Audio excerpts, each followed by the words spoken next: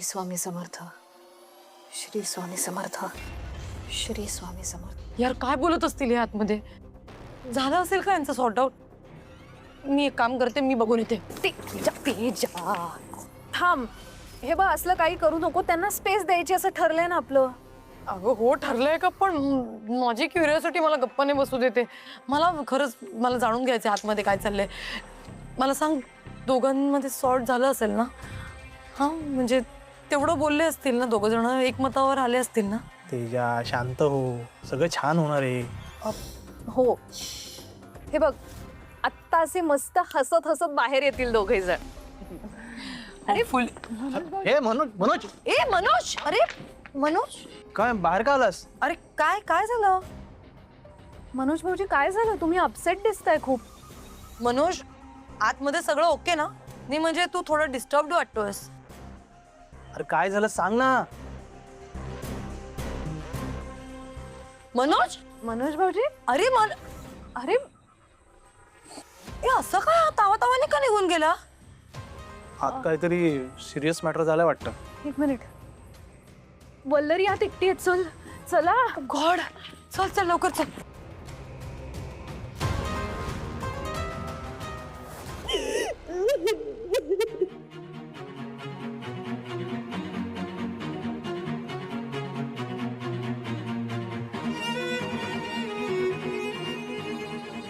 वल्लरी, वल्लरी का? अगं वल्लरी काय झालं अगं? शांत हो, शांत हो वल्लरी। ऐक, हे बघ, ऐक ना वल्लरी, तू काय झालंय सांग तरी। मनोज असा का निघून गेला आणि तू का रडतीयस? तेजा थांब, तिला जरा शांत होऊ दे, नको आता प्रश्न विचारूस। वल्लरी, पाणी। ठीक आहे, पाणी घे।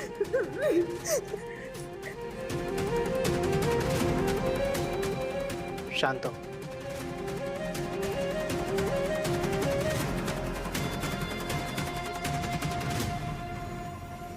हे बघ वल्लरी,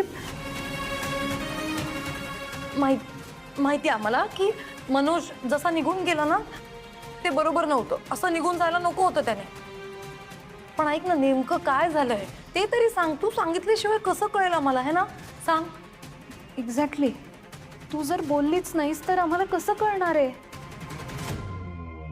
हे बघ वल्लरी, नक्की काय झालंय ते प्लीज सांग आम्हाला। आम्हाला पण टेन्शन येतंय, प्लीज सांग ना, बोल ना।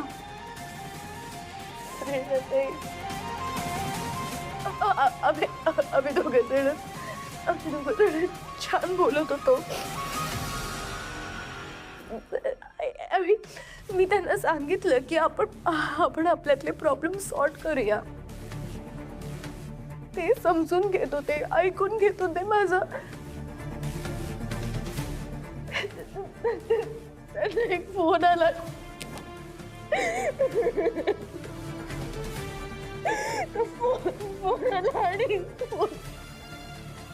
वल्लरी, तुम्ही परत त्या केस बद्दल बोललात का? आम्ही त्या केस विषयीच बोलत होतो। कशाला? केसचा विषय काढायचाच कशाला? आता तूच म्हटलीस ना, ते तुझ्याशी व्यवस्थित बोलत होते, मग तुमच्या दोघांविषयी बोलायचं होतं ना, तुमच्या फ्युचर प्लॅन्स विषयी बोलायचं होतं, पर्सनल लाईफ विषयी बोलायचं होतं। केसचा विषय कशाला काढलास वल्लरी? प्रेरणा जरा थांब, आता नको डिस्कस करूया। रात्र खूप झाली आहे, आपण दोघींना घरी सोडून येऊया।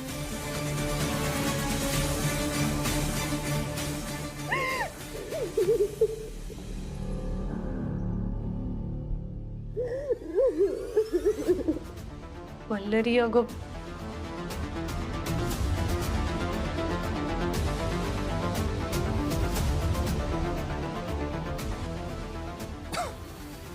चटणी करणार होती ती तर केलीच नाही तू।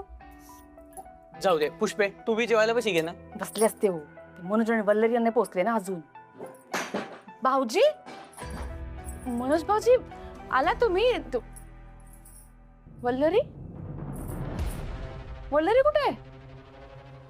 खाली बोलते का कुणाशी? म्हणजे कुठे आहे वल्लरी? म्हण्या, अरे पुष्पा काय विचार राहिली तुले? अरे तुम्ही दोघं सोबत गेलते ना बाहेर, मग एवढ्या रात्रीचा वल्लरीला कुठे सोडी आलाय तू? म्हण्या, काय झालं बेटा? पुढे वल्लरी. भाऊजी, मला खरंच काळजी वाटून राहिली. आता कुठे आहे वल्लरी? का वहिनी, तुम्हाला का काळजी वाटते? तुमचा हा चांगुलपणा बघायला वल्लरी पण नाहीये इथे. म्हणून ही काळजी वाटण्याची नाटकं आहे ना, बंद करा आता. म्हण्या, मया, आओ मया, ऐका. मया, आओ.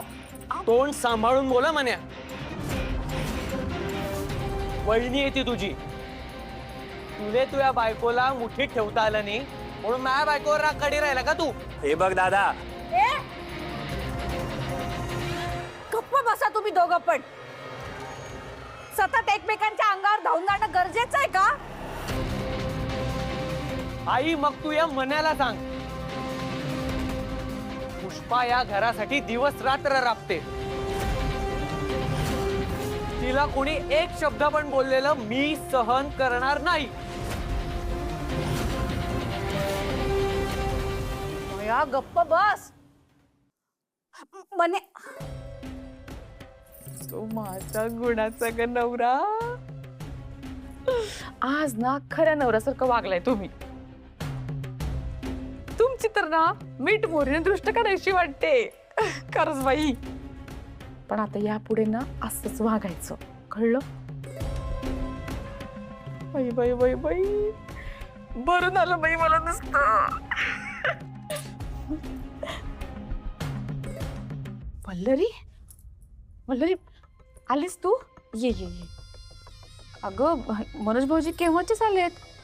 एवढा अंधार झालाय. मग विचारलं मी त्यांना कुठे राहिली म्हणून वल्लरी, तर काहीच नाही बोलले मला. वल्लरी, जेवलात का ग तुम्ही? अगं बोल ना काहीतरी. वल्लरी, वल्लरी, वल्लरी, ऐक तर.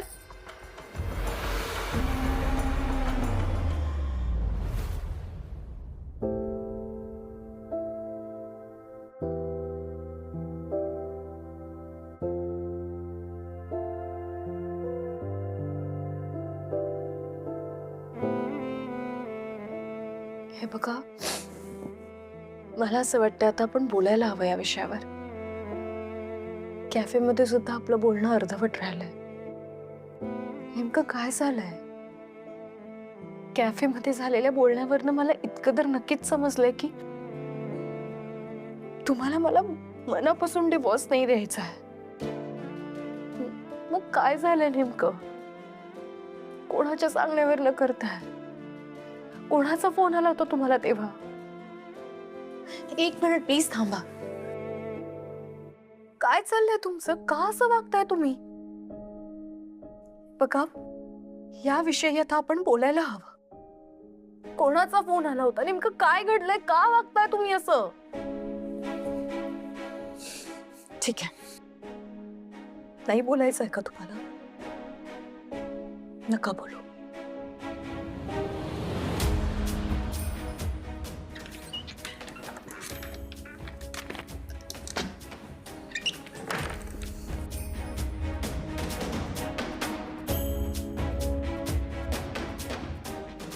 याचं उत्तर हवं ना तुम्हाला? देते, चला.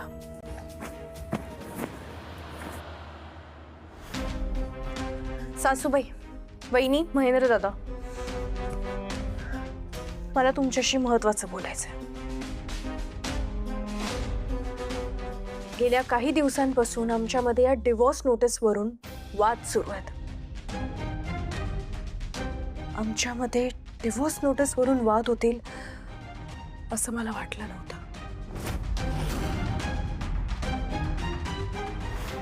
आता ह्यांनी मला डिवोर्स नोटीस दिली आहे ना, मग त्याचं उत्तर तर द्यायला हवं ना मी. माझा निर्णय झालाय.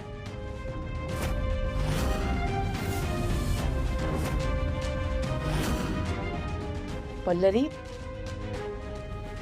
ऐक, बघ, घाई नको करू. वेळ घे आणि मग निर्णय घे बाई.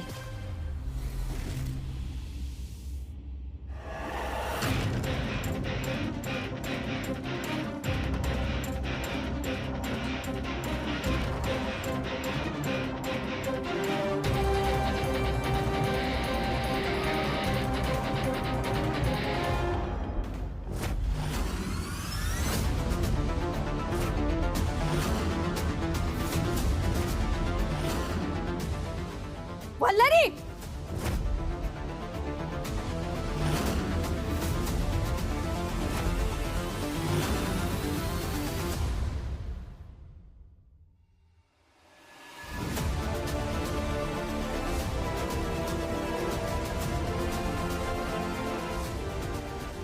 काय करी राहिली तू हे?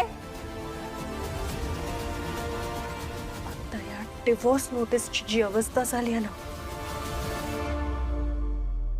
ही अवस्था मी आपल्या नात्याची कधीच होऊ देणार नाहीये.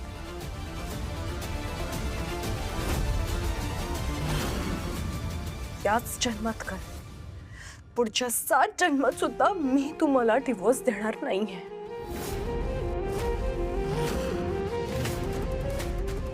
साथ निभावते का नवऱ्याविरुद्ध केस करून त्याला जेलमध्ये पाठवते काय माहिती? सासूबाई,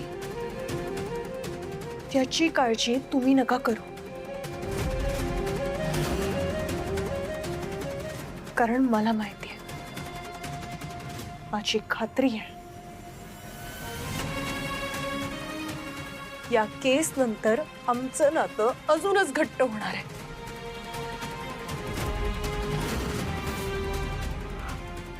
पल्लवी, चुकतेस तू. मनोज भाऊजी जेलमध्ये गेल्यानंतर तुमच्यात आपोआपच दुरावा वाढेल ना. तुम्हालाही असंच वाटतंय?